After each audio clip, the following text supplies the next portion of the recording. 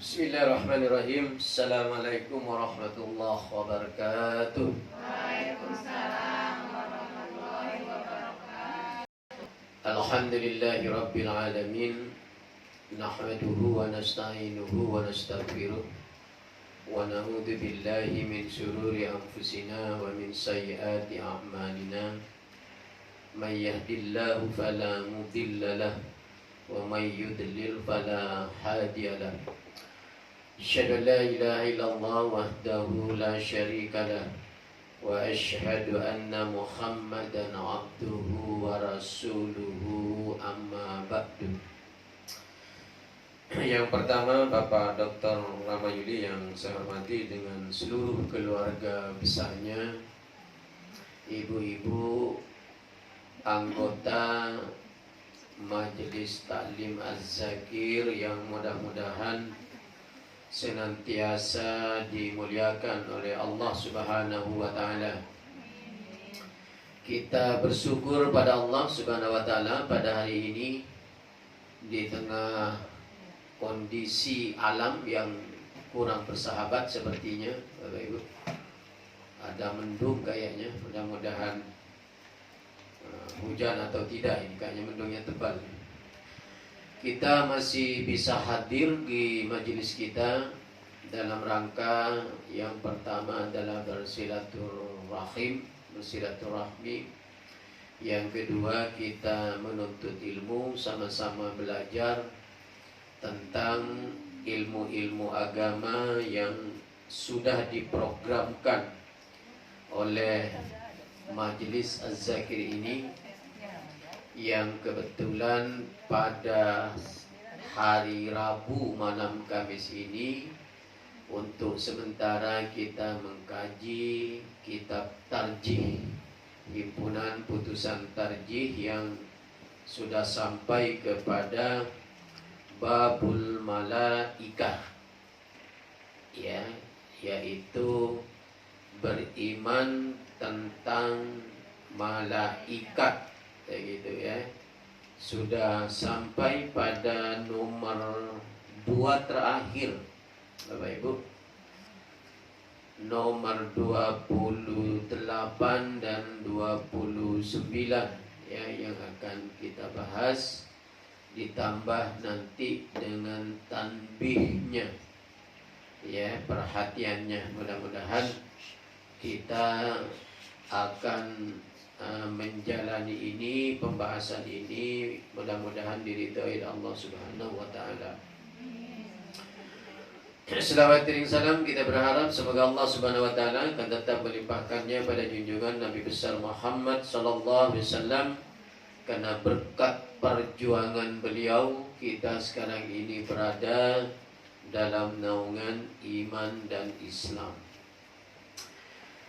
Bapak Ibu yang saya hormati, halaman 16, Bapak Ibu, nomor 28, 29, 30 yang akan kita bahas ya, bahwa di antara yang menjadi utusan Allah itu ya, disebut di sini sebagiannya saja yang disebut, Kajibrila wa Mikaila ya, wa minhum hafadatum wa minhum katabah wa la yajuzu lana an nasifal malaika illa bima warada anis syar'i ya.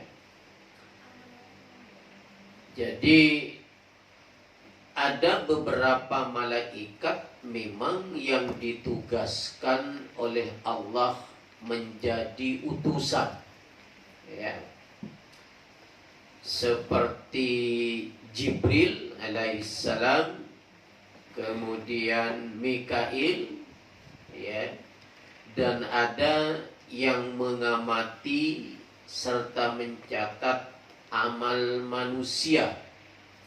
Wa minhum hafadatun wa minhum katabah ya. Nah, ini yang akan kita bahas, ibu-ibu yang saya hormati pada kesempatan yang berbahagia ini. Ya. Jadi Jibril dengan Mikail itu Bapak Ibu termasuk kepada salah satunya, ya, salah satunya, bukan satu-satunya, Bapak Ibu ya, salah satunya kepada malaikat yang dijadikan oleh Allah sebagai utusan, ya, utusan. Kalau Jibril tugasnya apa, Bapak Ibu? Menyampaikan wahyu. Kalau Mikail apa tugasnya? Mikail? Ya? Enggak. Mikail apa? Kalau membagi rezeki itu siapa? Membagi rezeki apa? Iya. Jadi utusannya oleh Allah. Kalau Jibril ini banyak tertuju kepada para nabi dan rasul karena ditugaskan menyampaikan wahyu. Nah, wahyu-wahyu Allah itu kemudian tercatat di dua klasifikasi. Yang satu ada di dalam Al-Quran, yang kedua ada di dalam hadis Nabi. Jadi hadis itu juga wahyu Allah, Bapak Ibu. Ya. Kalau Al-Quran itu jelas kumpulan wahyu Allah. Jadi tidak ada di dalam Al-Quran itu ucapan daripada Nabi Muhammad. Semuanya murni firman Allah, wahyu Allah yang dibawa oleh Jibril kepada Nabi Muhammad untuk kita semua. Ya, sampai kita nanti menghadap Allah. Nah, itu Jibril. Ya. Nah, yang nomor 29 ini Bapak Ibu, wa minhum hafadatun wa minhum katabah. Nah, coba diikuti.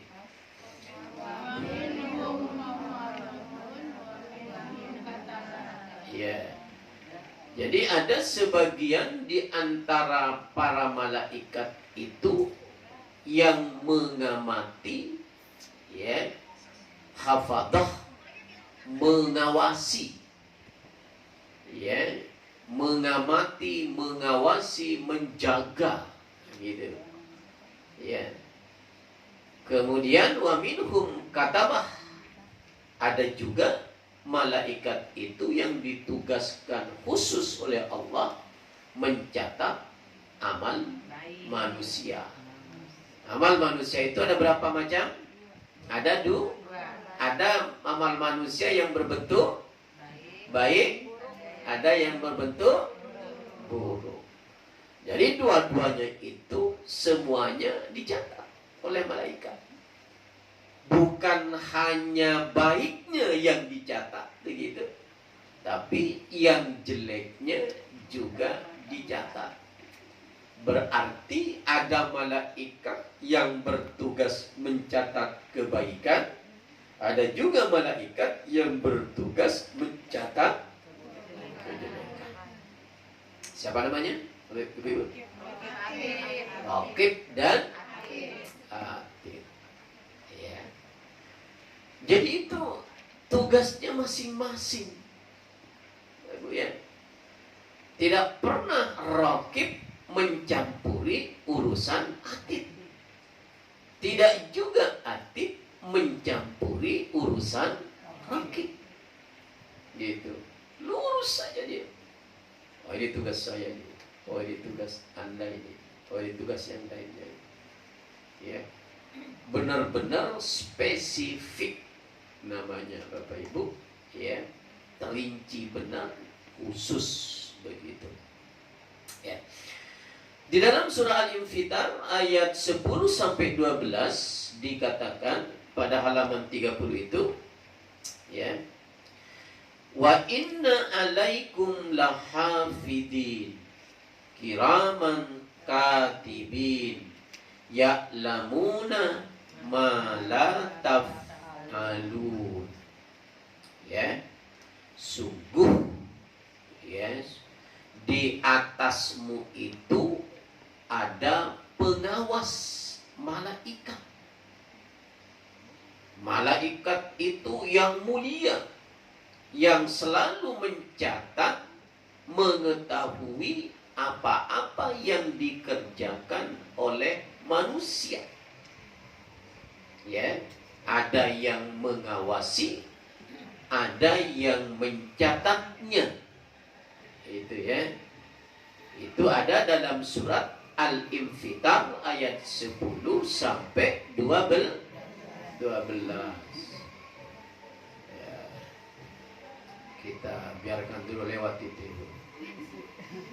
Asik deh. Iya.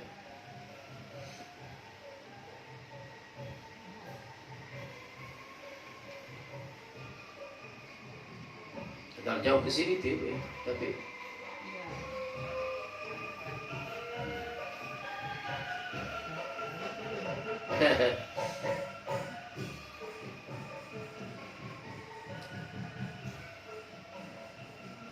oke. Jadi tidak ada satupun perbuatan manusia itu yang bisa lewat. Walaupun bagaimanapun kita menyembunyikannya, karena kita terawasi, terpantau oleh malaikat khusus itu. Ya kan? Jadi semuanya dicatat oleh para malaikat itu. Dan nanti di hari kiamat tuh kita disesuaikan tuh dengan catatan itu. Dipanggil oleh Allah satu-satu. Ya Muhammad, Aisyah, terima nih raportnya, catatan amal baik dan buruknya. Semuanya satu-satu tuh dilihat oleh kita. Waduh, banyakkan merahnya nih raport nih. Ada tanggalnya khusus. Perbuatan yang dilakukan juga jelas dalam catatan itu. Samalah dengan anak kita yang menerima raport, Bapak Ibu. Ya kan? Waduh, ternyata saya dulu pernah melakukan sesuatu nih. Kirain saya terlepas nih dari catatan malaikat, karena saya melakukan waktu itu sembunyi-sembunyi. Ternyata kagak, kata orang Betawi gitu kan. Dicatat tuh. Disitulah kita baru menyesal, Bapak Ibu. Mintalah sama Allah, ya Allah, tolong ya Allah hidupkan saya kembali ya Allah. Nanti sampai di dunia saya akan berbuat yang terbaik ya Allah. Tidak lagi melakukan kesalahan secara sembunyi-sembunyi ya Allah. Tidak lagi melakukan dosa secara kolektif ya Allah, bareng-bareng begitu. Mintalah sama Allah. Iya kan? Dosa bareng-bareng, dosa kolektif itu sering dilakukan oleh manusia. Kalau bersifat individualistik itu wajar Bapak Ibu, karena kita masing-masing gitu kan. Dosa saya, kesalahan yang saya lakukan bisa saja berbeda dengan dosa dan kesalahan yang Ibu lakukan, ya kan? Tapi ada satu dosa yang terkadang dilakukan secara kolektif. Wah, berjamaah itu Ibu. Kalau berjamaah itu kan, kalau salat wajib berjamaah kita pahalanya berapa itu Ibu? 27 derajat. Bagaimana kalau dosa kolektif yang dilakukan oleh beberapa orang, yang semestinya satu perbuatan salah dosanya satu? Nah, kalau dilakukan secara kolektif bisa-bisa menjadi lebih daripada 27. Iya kan?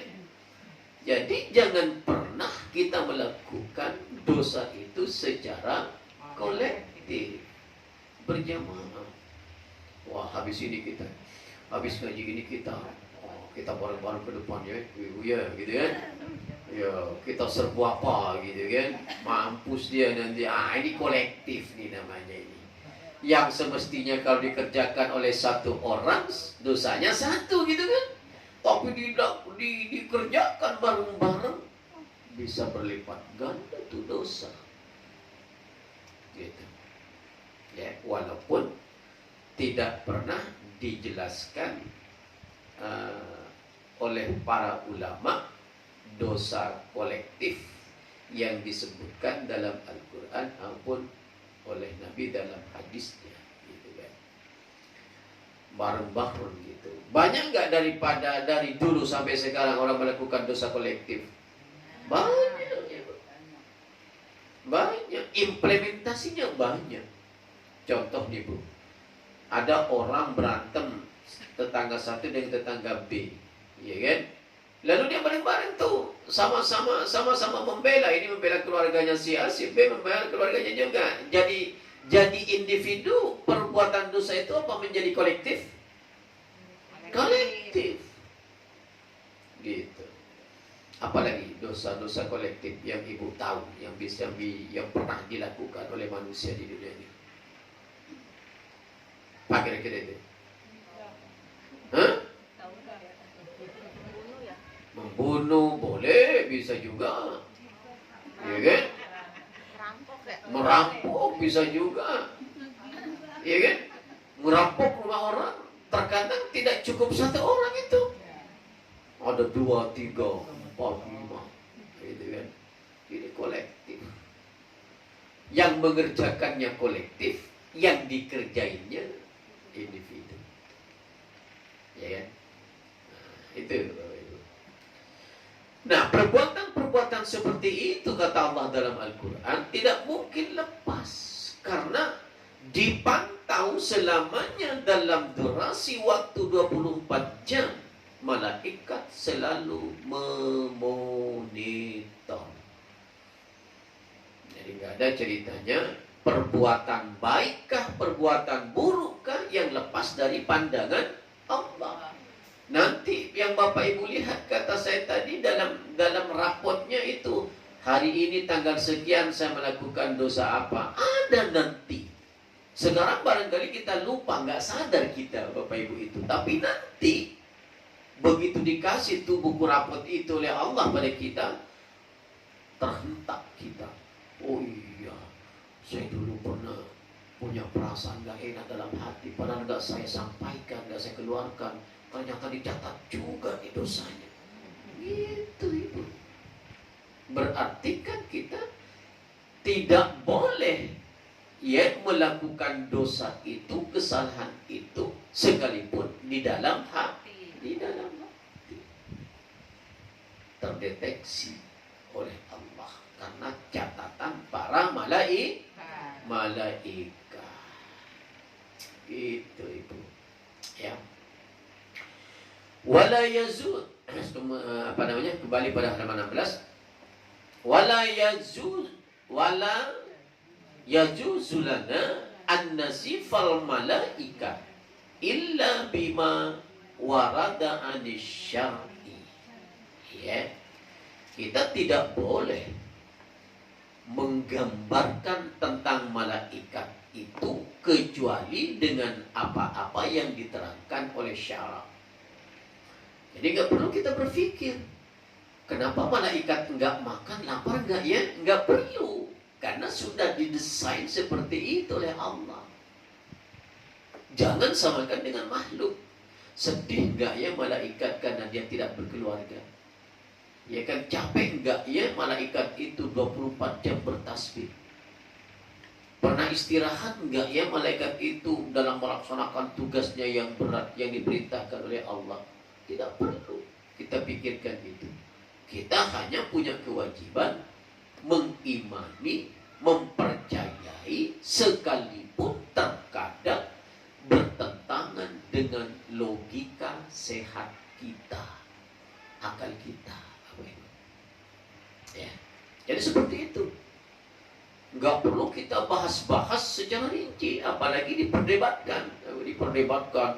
Kalau begini, ya sekarang malaikat Jibril kan tidak ada lagi nabi. Apa dong tugasnya? Nggak perlu lagi kita begitu. Ngapain kita menghabis-habis energi? Kita cukup percaya saja bahwa Jibril itu salah satu tugasnya menyampaikan wahyu. Begitu. Ya. Oke.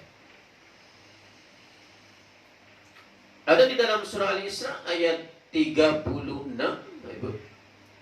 Wala taqfu ma laysa laka bihi ilmun. Inna sam'a wal basara wal fu'ada kullun ulaika kana anhu mas'ula. Jangan engkau mengikuti apa-apa yang tidak engkau ketahui. Ya, yang tidak punya ilmunya, begitu maksudnya. Ya, sesungguhnya pendengaran kita, hati kita, kesemuanya itu akan dimintai pertanggungjawaban oleh Allah Subhanahu wa Ta'ala. Jadi nggak boleh kita, Bapak Ibu, mendiskusikan sesuatu yang kita tidak paham ilmunya. Malaikat sedang apa ini hari ini? Nggak bisa, kita kan nggak tahu ilmunya. Siapa yang tahu? Hanya Allah. Gitu. Jadi nggak perlu ditanya itu. Jangan mengada-ada gitu Pak, Ibu, membuat pertanyaan-pertanyaan kepada orang supaya orang tidak bisa menjawab. Nah, itu nggak bisa, dalam Islam itu nggak boleh. Ya jelas Anda nggak boleh ya melakukan sesuatu tanpa ilmu. Karena itu kewajiban kita sebagai seorang muslim wajib mengimani bahwa Allah itu menciptakan malaikat, memberikan tugasnya masing-masing berbeda antara satu dengan lainnya. Tidak perlu lagi kita mendiskusikan, memikirkan yang lain-lain terhadap malaikat itu. Allah sudah kasih informasi. Dia tidak makan, dia tidak minum, dia tidak tidur, dia tidak berkeluarga. Ya kan? Jangan disamakan dengan manusia. Oh, manusia kalau nggak berkeluarga bagaimana? Oh, manusia kalau tidak makan bagaimana? Oh, manusia kalau nggak minum bagaimana? Oh, manusia kalau nggak nikah bagaimana? Jangan disamakan dengan manusia. Karena makhluknya berbeda. Ya kan? Desainnya berbeda. Kemudian Allah juga memberikan tugas masing-masing kepada mereka. Bapak Ibu. Ya. Jadi kalau kembali ke takdir Bapak Ibu. Wah, takdir kita manusia seperti ini, berbeda dengan takdirnya malaikat. Kita saja antara sesama kita ini ada keputusan-keputusan Allah yang terkadang kita tidak mau menerima terkadang. Apa itu contohnya? Terutama bu ibu-ibu nih, yang pernah kita bahas beberapa minggu yang lalu itu. Ya kan? Apa itu ibu? Hah? Malu-malu mamanya.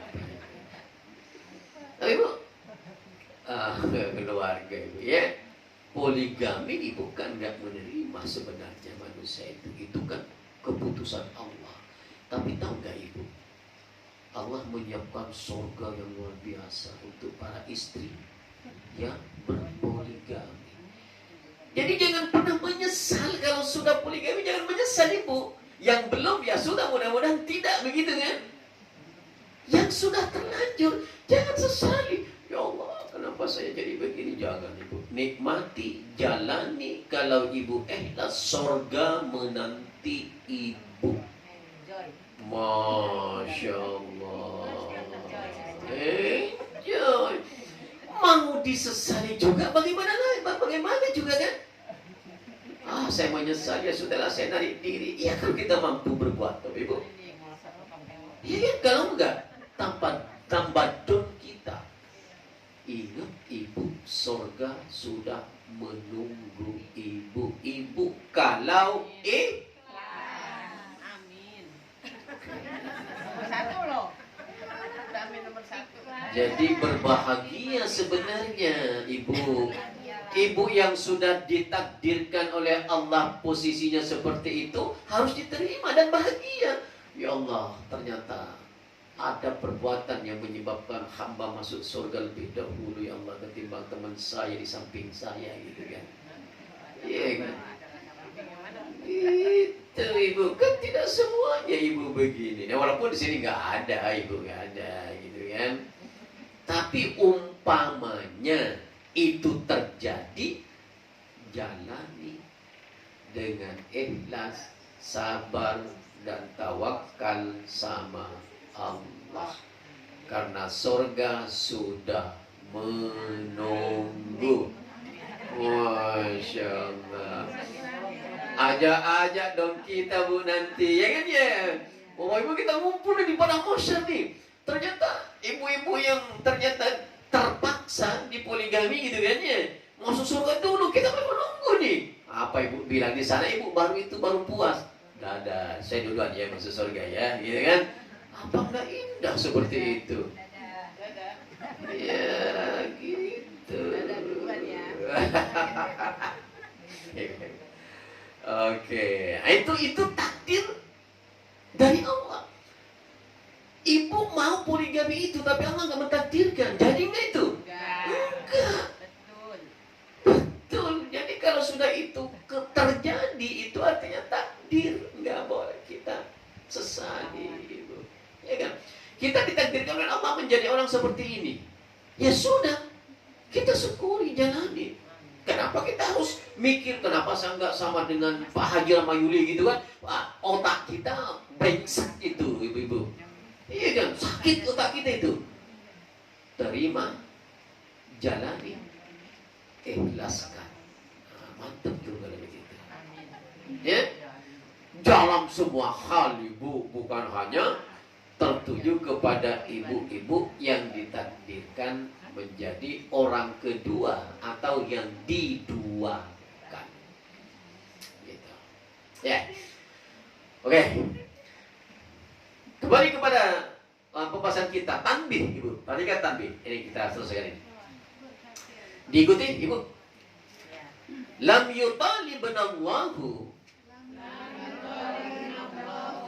bi anna lama mahiyatal malaikati bal amaranallahu bil imani bi wujudihim wa qad ra'ahumul anbiya'u fi suratin basyariyatin wa ghairiha. Nah, ini metode kita beriman pada malaikat itu, ibu. Sudah dijelaskan secara rinci oleh Allah.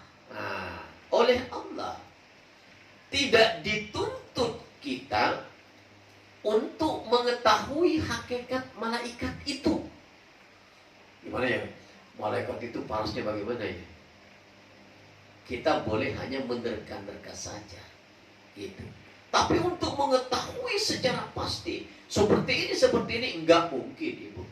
Karena itu enggak perlu kita berpikir tentang itu, ya kan? Masalah malaikat itu face-nya bagaimana terserah Allah. Yang jelas tidak ada malaikat yang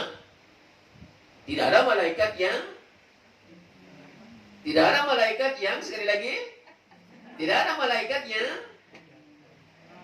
melakukan kejelekan atau kesalahan. Tidak ada. Ya kan? Kita hanya diperintahkan agar percaya akan adanya. Cukup begitu. Karena ini termasuk kepada rukun iman yang kedua,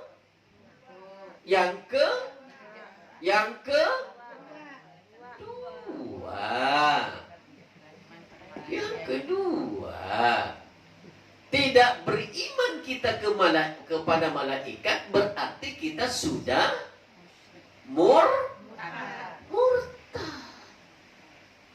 Bisa menggagalkan keimanan kita dan bisa menggagalkan keislaman kita. Jadi kalau sudah selesai kita membaca asyhadu an la ilaha illallah wa asyhadu anna Rasulullah, sebagai simbolisasi dari kita masuknya kita dalam Islam itu, Bapak Ibu, lalu kita melakukan ketidakpercayaan pada malaikat, gugurlah 2 kalimat syahadat itu. Dalam bahasa lain, murtad kita. Hati-hati itu. Iya kan? Adapun para nabi, mereka pernah melihatnya dalam rupa manusia ataupun lain-lain, khususan kepada nabi. Jadi nabi itu pernah melihat malaikat dengan berbagai macam model. Ada masanya berbentuk orang tua datang kepada nabi, duduk di hadapan nabi, disimbolisasikan jenggotnya panjang begitu, rapi pakaiannya serba putih, wangi begitu. Terkadang seperti itu malaikat. Ada masanya malaikat datang kepada nabi dengan berbentuk orang tua yang rambutnya kasar kusut. Hanya nabi yang diperbolehkan dan diberikan izin oleh Allah untuk melihat malaikat. Jadi kalau ada manusia siapapun dia bercerita sama kita bahwa tadi malam dia ketemu dengan malaikat, hakikatnya itu orang Gila. betul Ibu. Dia gila, dia sinting, tidak waras, sekaligus dia di mana tempatnya? Di neraka. Apalagi mengaku-ngaku dirinya sebagai malaikat atau sebagai tombah kuadrat murtad kuadrat itu namanya. Iya kan? Murtad kuadrat. Jadi dosanya kuadrat juga. Tempat nerakanya kuadrat juga nanti itu. Berarti sangat panas banget tuh nerakanya. Hati-hati. Kalau punya saudara, ibu punya teman yang mengatakan, wah saya tadi malam berjumpa malaikat, diperintahkan hari ini supaya kalian nyumbang pada saya gitu kan. Wah, itu mah akal bulus itu. Ya, akal bulus namanya. Oke. Wakad tawatara, ikuti lagi. Wakad tawatara habaru dzalika wala yumkinuna an nasifa al malaika illa bima warada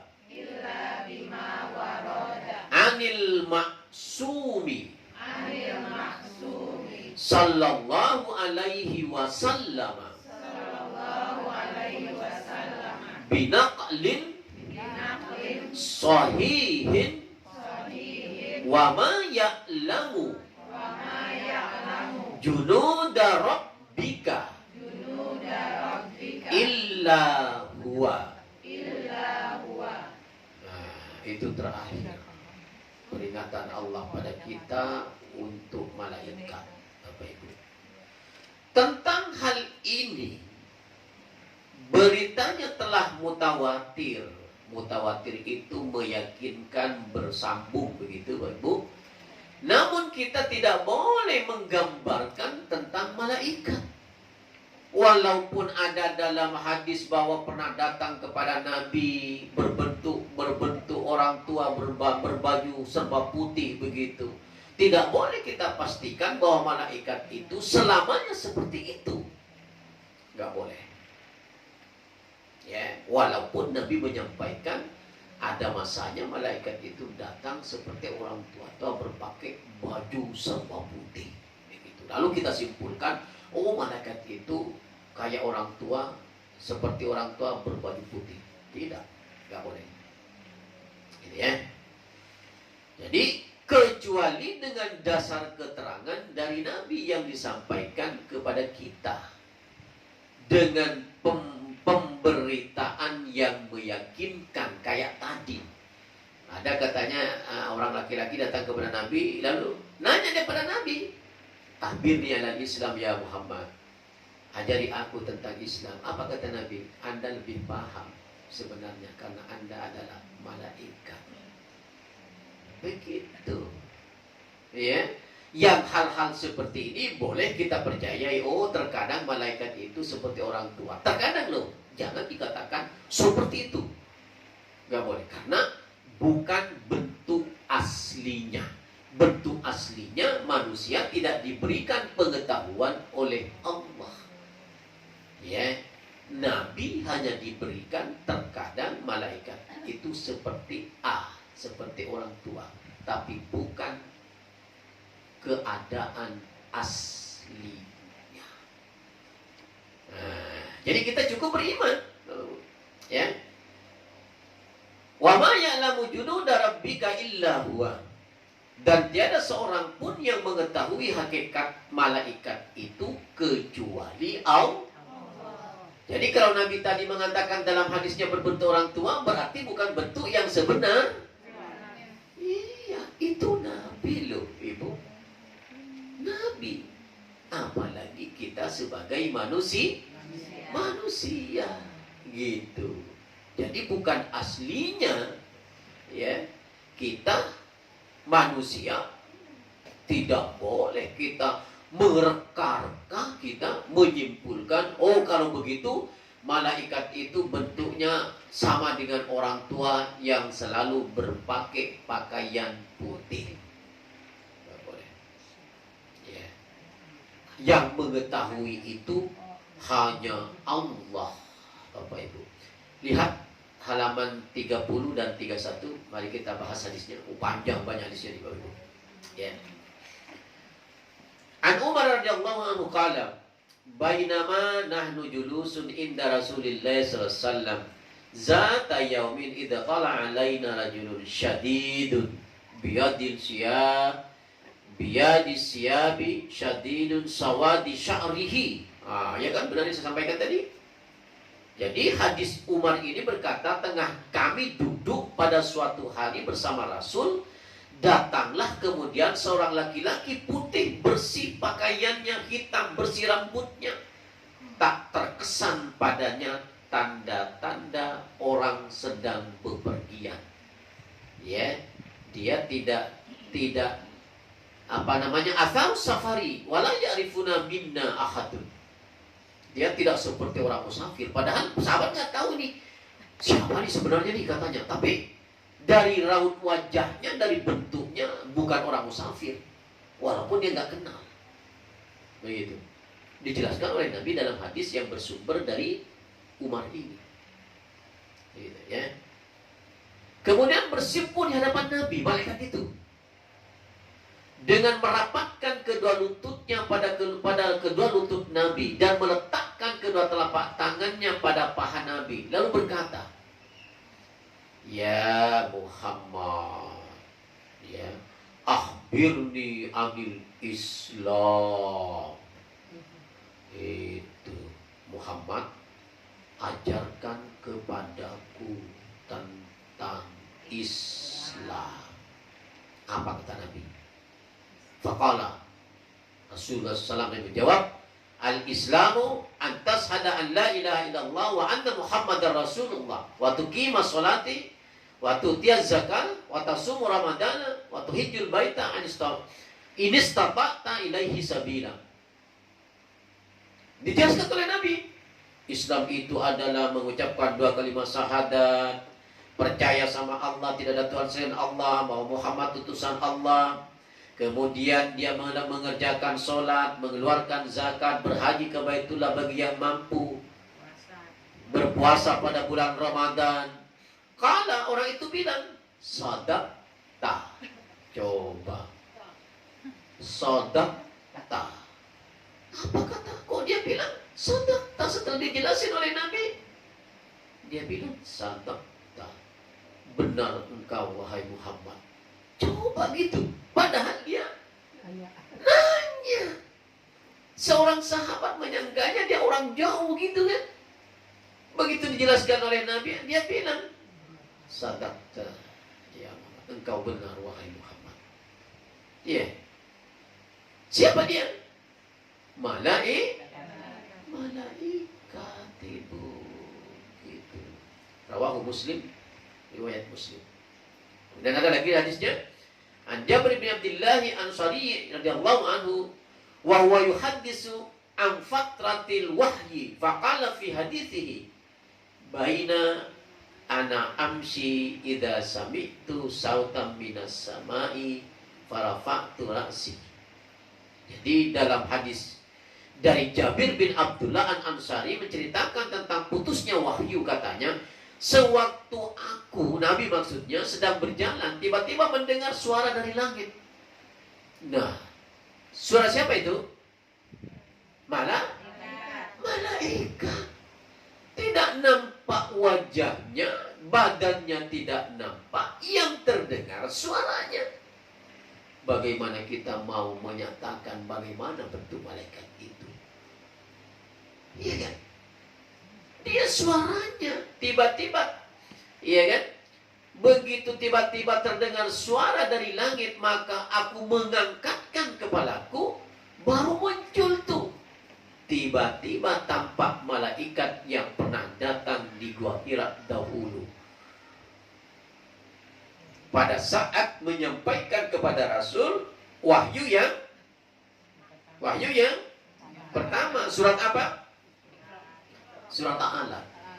Iqra bismi rabbikal ladzi khalaqal insana min iqra wa rabbukal alladzi allaman malam. Tergambar tuh pada otak Nabi, Bapak Ibu. Terulang kembali. Begitu dia menyampaikan wahyu dalam bentuk suara, begitu diangkat, malaikat muncul sebagaimana yang pernah datang pada waktu Nabi mendapat wahyu pertama di Gua Hira. Jadi kadang-kadang malaikat itu bentuknya berubah-ubah. Karena itulah umat Islam tidak boleh mempatenkan malaikat itu seperti A, kecuali sudah dijelaskan oleh Nabi dalam hadisnya. Begitu. Ya. Duduk di atas kursi di antara langit dan bumi. Nah, gimana tuh, Bapak Ibu? Duduk di atas kursi di antara langit dan bumi, berarti tidak di bumi, tidak bergantung ke langit, ya kan? Dia berada di tengah-tengah. Ngeri nggak kalau ibu ketemu dengan makhluk seperti itu? Ibu keluar nih, pulang rumah, tiba-tiba ada orang duduk di atas kursi, tapi kursinya nggak nyentuh ke tanah tuh, terbang tuh. Wah, ini kan takut. Iya kan? Nabi tidak. Hebat nggak malaikat itu? Tapi nggak boleh kita gambarkan bahwa malaikat itu kakinya tidak bisa menyentuh tanah. Tidak bisa. Karena Nabi, malaikat itu serba bisa. Karena nggak boleh dijustifikasi seperti A, seperti B, seperti C. Nggak bisa. Ya gitu. Ya, dan aja kita lanjut yang sebentar lagi. Ya.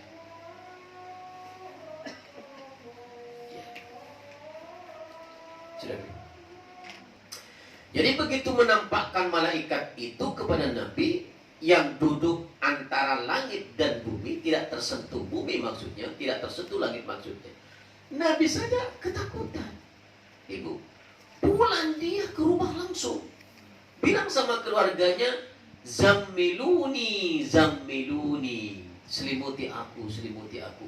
Persis sama dengan yang terjadi pada saat di Gua Hira. Lalu turunlah firman Allah, ya ayyuhal mudassir kum fa'anjir wa rabbuka fakabbir wa siyabaka fatahhir wa rujza fahjur. Ya. Ini yang turun wahyu kedua. Gitu. Wahai orang-orang yang berselimut, ya, bangunlah Anda, ya ayyuhal mudassir kum fa'anjir. Bangun, berikan peringatan. Maksudnya Nabi disuruh berdakwah. Setelah Nabi pulang ke rumah, selimuti aku, turunlah kemudian wahyu kedua ini. Ya. yang mengajarkan kepada Nabi agar Nabi menyampaikan kepada orang lain apapun yang diberikan Allah kepada dia. Suruh sholat, terutama terkait dengan masalah keimanan itu dulu. Beriman pada Allah, nggak boleh nyembah patung, nggak boleh nyembah berhala, ya kan? Sholat 5 kali dalam sehari semalam, walaupun sejarahnya itu ada yang mengatakan 50 dulu begitu kan? 50 dulu lalu menjadi 5 begitu kan? Ketemu dengan Nabi Musa katanya. Memang Allah tidak tahu Bapak Ibu bahwa umat Nabi Muhammad itu kecil-kecil, nggak mungkin mampu melakukan sholat 50 kali dalam sehari. Nggak mungkin.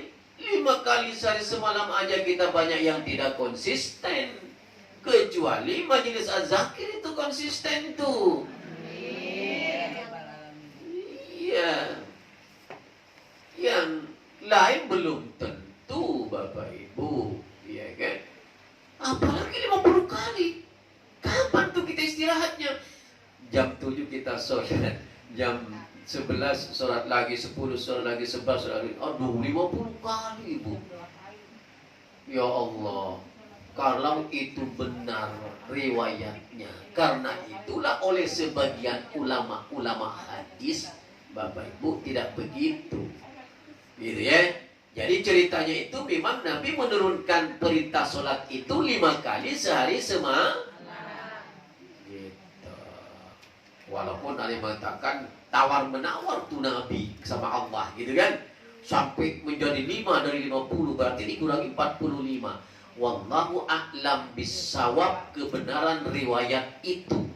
Yang jelas Allah ingin memerintahkan kepada Nabi Muhammad termasuk umatnya hanya 5 kali dalam sehari semalam melaksanakan melakukan sholat. Nggak boleh kita berpikir macam-macam. Untung ketemu Nabi Musa. Kalau enggak 50 kali kita sholat.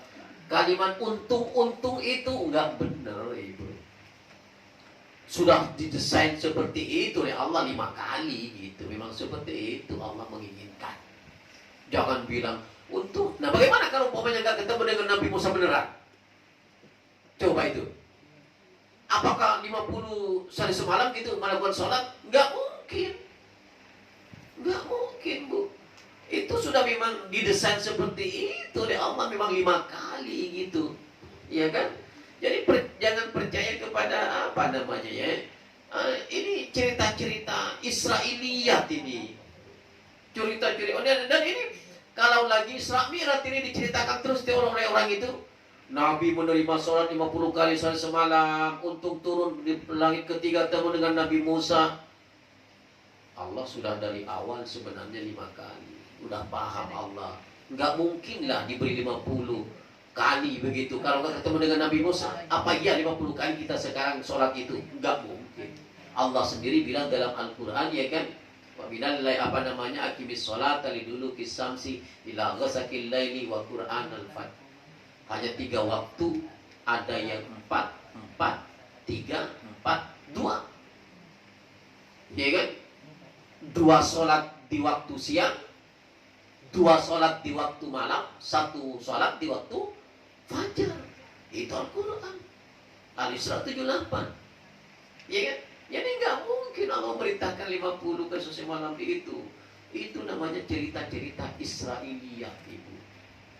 Ya, jangan. Tapi itulah yang membumi di kita. Apalagi kalau Samiran gitu kan, ada itu cerita itu pasti begitu. Mau begitu kok. Nah, coba lihat Al-Isra 57 itu kan 3 waktunya. Siang 2 kali, malam 2 kali, maghrib dan isya, fajar 1 kali. 5 kali. Tambah dengan hadis Nabi, datang Jibril kepada Nabi mengajari sholat 5 kali juga. Jadi nggak ada cerita 50 kali sehari semalam. Nah, kita dibohongin aja dari dulu tuh begitu Ibu kita. Iya kan? Dan kita percaya itu sampai sekarang. Kalau kita menentang itu, wah itu ajarannya sesat itu pasti begitu. Coba Ibu nanti diundang oleh ibu-ibu nih, oleh masjid, oleh apa pengajian Isra Mi'raj begitu, lalu cerita tentang itu, lalu Ibu protes, ustazah itu bohong itu. Oh, ibu dikatakan, oh ini orang aliran baru nih, pasti begitu. Siapa yang ngajarin ibu? Ustaz Sodik. Oh itu sama tuh gilanya sama Ustaz Sodik katanya gitu. Itu pasti. Enggak ada ibu, memang Allah itu menurunkan perintah sholat 5 kali sehari semalam. Jelas dalam hadisnya. Ja'a Jibrilun ilan Nabi Fasalli ya Muhammad arba rakaatin salat ad-duhri 1. Lalu Nabi pergi.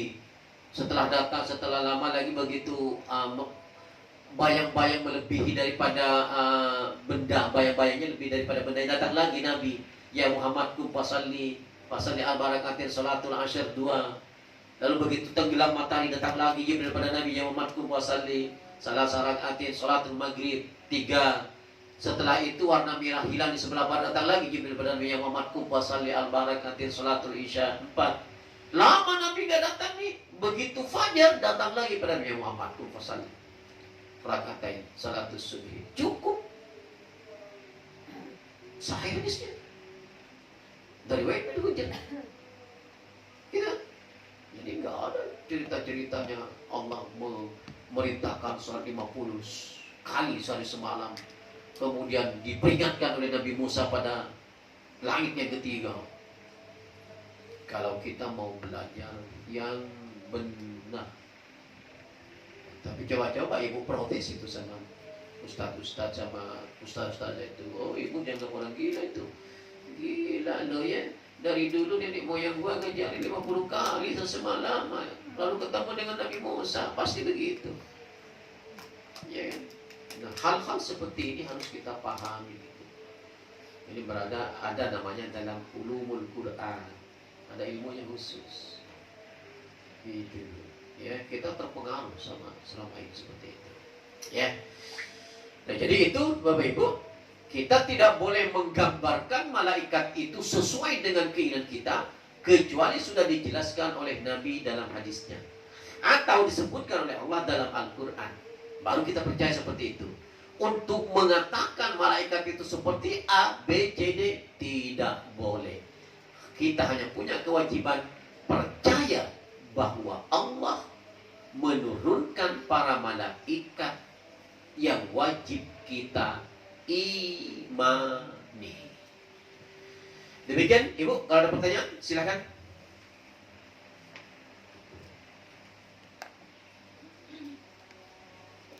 Ayo, ada pertanyaan? Oh, nggak ada, jelas kayaknya banyak. Jelas. Berarti kita besok. Nah, ibu-ibu nanti minggu kalau mau ibu subuh tapi dia sudah ini bareng-bareng berangkat dari sini.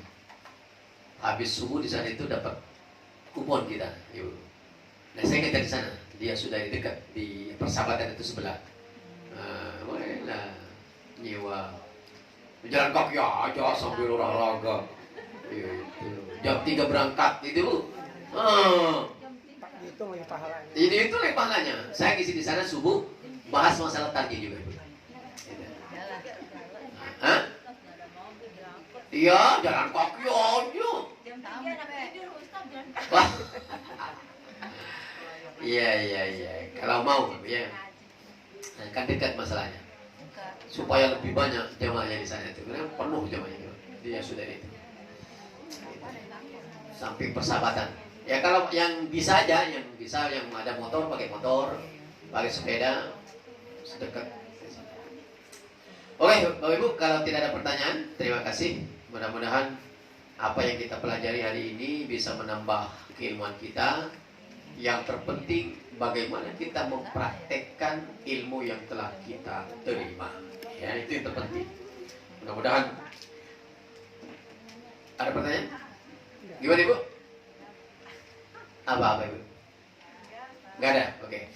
Mudah-mudahan Allah senantiasa menjaga kita Bapak Ibu, memberikan kesehatan, memberikan umur yang panjang, memberikan rezeki yang halal yang banyak pada kita, dan mudah-mudahan kita yang paling kita harapkan bagaimana Allah senantiasa meridhoi kita dalam segala hal-hal yang baik. Terima kasih sekali lagi, mohon maaf. Nasrul billahi fathul karim, mubasyir mu'minin. Assalamualaikum warahmatullahi wabarakatuh.